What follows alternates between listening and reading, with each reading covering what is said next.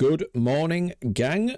Good morning, good afternoon, good evening, or good night, depending on where you are in the world. Welcome back to this week's Bitcoin update. First and foremost, remember, nothing today's financial advice. It's just for educational purposes only, and it's my view of the markets.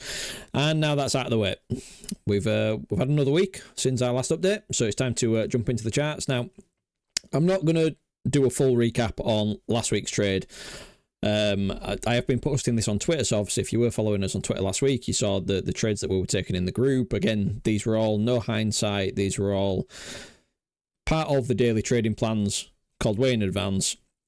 And it ended up being a really profitable week on Bitcoin. We had effectively 3 for 3. There was another trade that I ended up missing, which was the trade here, which then brought price up. That's absolutely fine. I wasn't at my desk at the time. I didn't end up taking this trade. But we had a really profitable trade, and it was probably the easiest week of trading that we've seen in a very, very long time. These were the highest probability trades, and realistically, if you took them based on really poor entries, you ended up with a 13-hour week, just 3 trades on Bitcoin, and that's it. You know, what does that mean? Well, if your risk was $100 on each one of these trades, then you made $1,300 from 3 trades, and that's it. You know, you could take the rest of the month off, all done within a week, three trades. Okay, so if you guys do want a full recap of these and a trade breakdown to learn from, let me know down in the comments, and I'll happily record another video for you guys when I have time. And obviously, hopefully you guys can learn from that. But for now, we're just going to jump into what I'm looking for next. Okay, I want to keep this really short and sweet because I do want to trade. So, quite simply, we just need 2 tools. We need 2 tools, and it's the same tools that we've had on our charts for months now. It feels like months. Could be months, could be less. So we need a range and we need a volume profile. Once this loads up, right, okay, I'm going to zoom in 4-hour time frame just so we can see this a little bit clearer. Okay, so last week when we were recording the video, we were hovering around down here.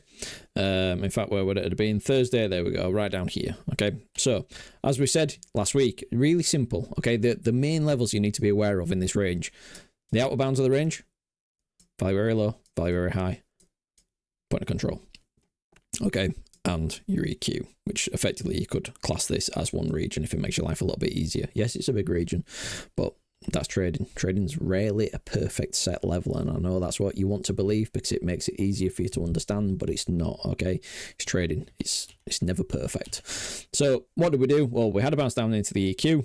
Then we had a drop down into the point of control. Then we had a drop down into the EQ, reclaim the point of control, and we've had a push up. And where have we stopped out? We've stopped out at value very high once again. Okay, it's really, really straightforward. Really straightforward. Just taking into account these key levels that I've pointed out. So, what am I looking for next? Well, quite simply, we are up against resistance here. Okay, would I be long in here based on a high time frame? No. Okay. Based on a low time frame, if there's a setup, potentially. But again, it's not something that I'm just going to randomly ape into here because it's pointless. It doesn't make sense. So, what we've got to look out for the major levels. If, again, all ifs, if this, then that. If we reclaim out at the top of value area high, okay, and we get above this pivot here without a significant pullback. Bear in mind, every time you take out a significant key level, key high, key swing high, or key swing low, chances are on a lower term time frame you do get a pullback. Okay, so if we can take out this high and maintain outside of value, then realistically the odds are in favor of coming up to the range highs, effectively a new all-time high. Okay, up at all-time high, you've got a couple of options. Either A, we pop out, come back in, and you've got a swing failure pattern or a failed rally, and then there's a potential short trigger. If that doesn't happen and we break out and continue up, then remember, I've talked about this for a while.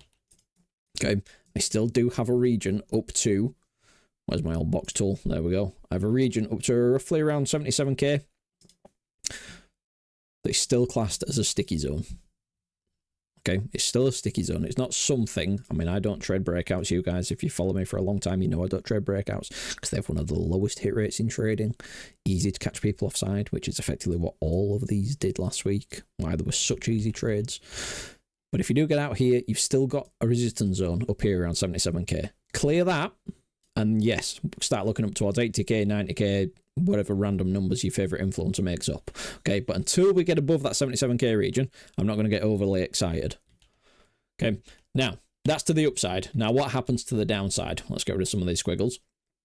If we start to roll from here, okay, I'm not going to get overly bearish, because as long as we are still holding point of control to EQ, we are still in the top half of the range. Okay, still in the top half of the range.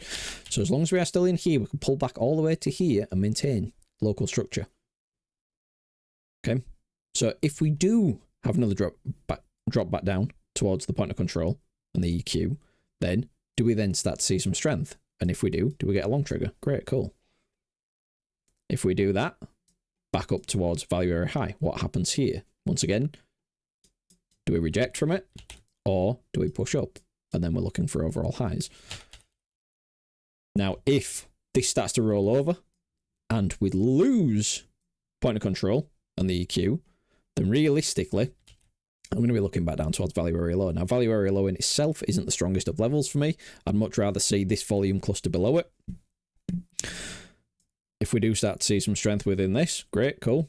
Can we get acceptance back into value? And in that case, then we're looking for another push up towards EQ, point of control.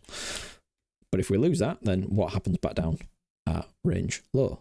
At range low, do we see any strength? Do we have a nice reaction? Do we have a change of market structure locally? Do we get a long trigger? Great, cool. Or do we break out? And if we break out once again, key lows. The levels below that remain unchanged. I've been banging on about these key levels for a long, long time now. If we start to lose this range, start to lose these lows here, then first and foremost, looking around that 51, 52k region. If we start to lose that, it becomes pretty obvious what I'm going to be looking at around that 43k region. Okay, and effectively this itself would be a zone down to about here. Okay, but effectively all you're doing is you're playing this range. That's all you're doing.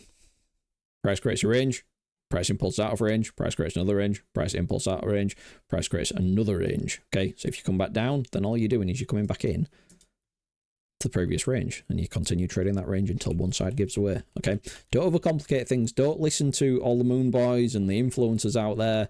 They're getting everyone excited every time a candle pumps. They're just screaming breakout, getting people overly excited. People are FOMOing in at the top of candles, and then candles are reversing on them. Okay, just wait, be patient.